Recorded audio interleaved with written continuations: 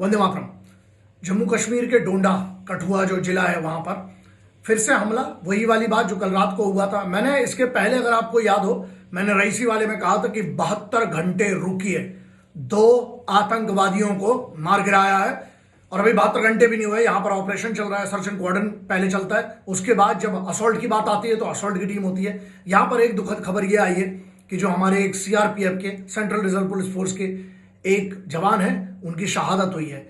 सिर्फ बड़े 2 सवाल हैं मेरे। पहला सवाल यह है कि जब कोई शहादत होती है भारत में तो ये कई मीडिया वाले, जो मैं हमेशा कहता हूं ये गद्दार है अगर ये किल्ड शब्द का मतलब मारे गए ये शब्द का उपयोग करता है, और हम सब चुप रहते, कोई जवाब नहीं, कोई बड़ा व्यक्ति कोर्ट नहीं जाता, इसमें पता नहीं किस किस चीज में इंक्वायरी की मांग होती है। तो एक तो ये है, और दूसरा ये है कि इनको मारा लेकिन जम्मू में अंदर तक आ रहे हैं। पहले कश्मीर वाले रीजन में होता था, अब ये जम्मू, तो यहां पर शांति की जगह अशांति फैलाने का ये पूरा का पूरा चल रहा है। तो सिविलियंस, कल भी अगर ये लोग पकड़े गए तो इसलिए क्योंकि 4 घरों में इनने पानी मांगा रात को, जिसके कारण जो वहां पर थे जम्मू के लोग थे उनने अलर्ट किया, तो टीम को पता चला, सर्च एंड कॉर्डन का ऑपरेशन चल ही रहा था।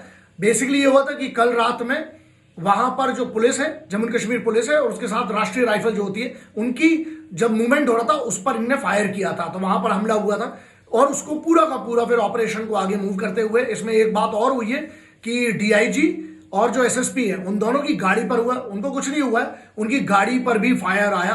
तो ये यहां पर सबसे बड़ी चीज, हम सबको जो वहां पर रह रहे हैं लोग, उनके अलावा उनकी जिम्मेदारी है कि आप और अलर्ट रहें, क्योंकि मैंने पहले भी कहा था कि अब तो तैयार रहो दंगों के लिए, हमलों के लिए, और एक चीज और, ऐसे आतंकवादी हमलों के लिए, क्योंकि कहीं ना कहीं गद्दारी भीतर से होती है। हर बार मुद्दा तो यही है ना कि गद्दारी भीतर से होती है, बगैर इंफॉर्मेशन के किसी को नहीं पता कि कौन सी गाड़ी कहां से जा रही है। तो ये इंफॉर्मेशन नेटवर्क है, तो क्या उनका इतना बड़ा नेटवर्क है, हमारे घर के गद्दार हैं? बहुत बड़ा सवाल है। और इसमें जो भी इस पे अभियुक्त जितने भी लोग पकड़े जाते हैं, क्योंकि यहां पर है ना, हमें बहुत जल्दी और जाके करना पड़ेगा।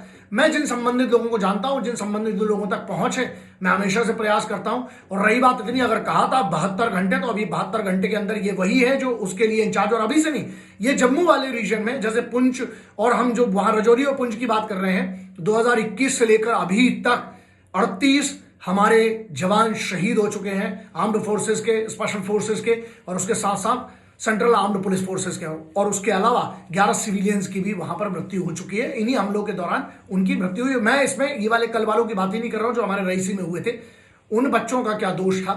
यहां फौज से फौज की लड़ाई होती है, हमारे एक शहीद हुए हैं, उन दोनों को, 2 लोगों को कुत्ते की मौत मारा गया है, उन आतंकवादियों को। यहां सबसे बड़ा जो आपका और मेरा कंसर्न है वो ये होना चाहिए कि इन लोगों का हम लोग बाइकआउट क्यों नहीं करते। मैं तो करते आया हूं, मैं तो सीधे मुंह पर बोलता हूं, लेकिन देश क्यों नहीं बाइकआउट करता है? ये पिछले 18 घंटों 17 घंटे ऑपरेशन चला है, जब मैक्सिमम लोग सो रहे थे, विश्राम कर रहे थे यहां पर बड़े बड़े शहरों में। लेकिन क्या सच में जब लिखा जाता है कि मारे गए या किल्ड और कोई आवाज नहीं उठाता, आपको नहीं लगता ये शहादतें बर्बाद जा रही हैं? तो ये सोचिएगा जरूर। मैं आप पर ये छोड़ता हूं कि आपके विचार क्या है इस पर, लेकिन यहां पर कंसर्न, और हम सबको मिलकर फिर से वही बात है, अलर्ट रहें अपने अपने स्तर पे। मैं सबको कह रहा हूं, चाहे आप दिल्ली, मुंबई, कलकत्ता, मद्रास, कहीं पर भी रहते हो, याद रखें इस चीज को, बहुत ध्यान रखें। कोई भी चीज जो आपको लगती है सस्पिशियस है, तुरंत फोटो कीजिए, ट्विटर पे डालिए, तुरंत संबंधित पुलिस के विभाग, तुरंत संबंधित आसपास के जो लोग हैं, कोई भी पुलिस का आपको कांस्टेबल भी मिलते हैं, कोई भी पुलिस स्टेशन, आप नंबर डायल कर सकते हो, बता सकते हैं कि ऐसा यहां पर कोई चीज पाई गई है। क्योंकि जब हम जागरूक होंगे ना, तभी हम बहुत सारी चीजों से बच सकते हैं। और कहीं आपको आतंकवादी कोई गतिविधि शक लगती है तो कृपया खुद लड़ने मत चले जाइएगा। ये सब फिल्मों में अच्छा लगता है, असल में बिल्कुल मत लड़ने जाइए। इवन डिस्ट्रिक्ट फोर्स का आपका तुरंत का काम है, आप संबंधित जो ट्रेन्ड यूनिट्स है उनको इन्फॉर्म करें, री इन्फोर्समेंट लाएं, और इन लोगों को जल्दी से जल्दी एलिमिनेट करने का काम करना होगा। अभी कोऑर्डिनेट सर्च ऑपरेशन है, अगला, फिर से मैं कह रहा हूं, अगला 120 से 130 घंटे, मैं ज्यादा नहीं बोलता हूं इस चीज पे, लेकिन देखिएगा, बदला इतनी जल्दी छोड़ा नहीं जाएगा। लेकिन फिर वही बात है, जो सलाह थी पहले थी, आज भी है, इन सबको ना, ये हमारे एक बच्चे को मारे, आपको इनकी फौज के और आपको हमारी आर्म्ड फोर्सेस को घुस के, और we are capable enough, MARCOS है, पैरा है, गरुड़ है, उसके अलावा राष्ट्रीय राइफल्स है, उसके बाद हमारे पास बहुत सारी यूनिट्स है, and our military intelligence is capable enough to get the information and pin points even. So int corps है हमारे साथ, तो बहुत सारी यूनिट्स है। सिर्फ बात यह है, एक बार साहब खुला हाथ तो दीजिए।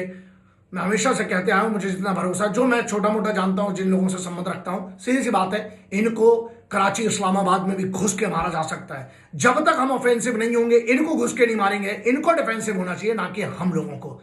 मेरा सुझाव है और सर्वोच्च स्तर पर मैं देते आया हूं, बात करते आया हूं। आप भी देखिए आप क्या कर सकते हैं वतन के लिए। बड़ा सवाल यह है, वतन में जिनने वर्दी पहनी वो तो हमारे लिए बहुत कुछ कर ही रहे हैं। जय हिंद, वंदे मातरम, इंकलाब जिंदाबाद, भारत माता की जय।